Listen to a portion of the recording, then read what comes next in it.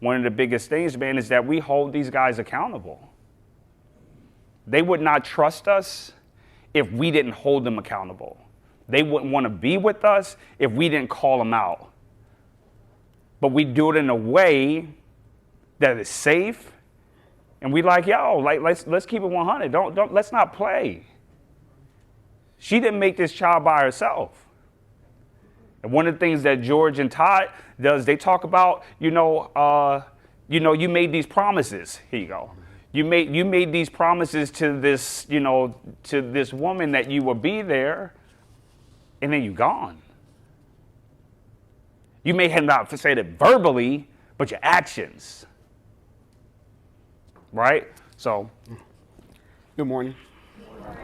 George Conway on Reimage Collective Counseling, located in Flint, Michigan. Shon moves around, but I'm Robin, so I'm gonna stand right here. Oh my gosh. Probably the entirety of my time. We've been working together since 2015 in this space, and my history, I worked for about 20 years in various school districts, primarily as a school social worker. Around year 16, I kind of got burnt out and decided that I wanted to deal with adults. And Shon actually got me a job at the prison that he was working at. And I found a commonality between the youth that I had dealt with, because primarily I worked in urban school, at-risk children and different things like that.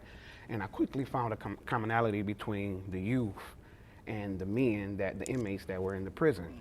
And a lot of them were just emotionally unavailable to the people that they said that they loved. My point is, emotionally unavailable boys eventually transition into emotionally unavailable men. There is a myth that men don't talk, that they won't talk, that they can't talk. Really what that comes from is societal conditioning, right? I have 2 boys, I have 2 girls. My oldest is 21, she's a girl. My boy is 19. I got a 14-year-old, that's a girl. Then I got a 7-year-old, that's a boy. And even in myself, even though I've had all this training, have these credentials, Shon said it was a bunch of letters, it's about 4, it's not that many. It's more than I have. It's more than I have. It's not that many. But even in myself, I've had all this training and different things like that, but I would often have to check myself. When my daughters were young and riding bikes, when they fall off the bike, I'm running, I'm picking them up, I'm kissing the boo-boo, getting Band-Aids and everything else. When my sons would fall off the bike, boy, get up, you okay? You all right? And then if you cry too long, you acting like a girl. I know I'm not alone. I'm accountable for mine, but I know I'm not alone. I was raised that way, And so it's not that men don't talk, it's not that men won't talk. And I think it was you that said, Ms. Donald, they will talk provided a safe environment.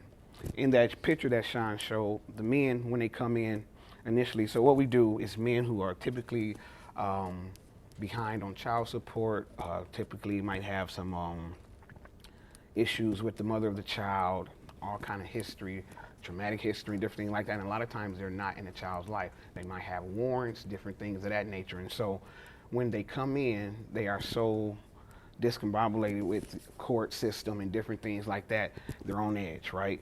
And they come in, it happens, we're on what, cohort maybe like 25 now? And every single time they come in and they're looking around, anybody ever watch the, I think it was ABC, the How to Catch a Predator, when they just rush in and they think it's a sting operation. They think that, every single time they come in and they're looking around, they checking me and Shon out and our other facilitator and everything like that. And it typically takes about 2 or 3 sessions for them to know we're working with you, we're not working against you.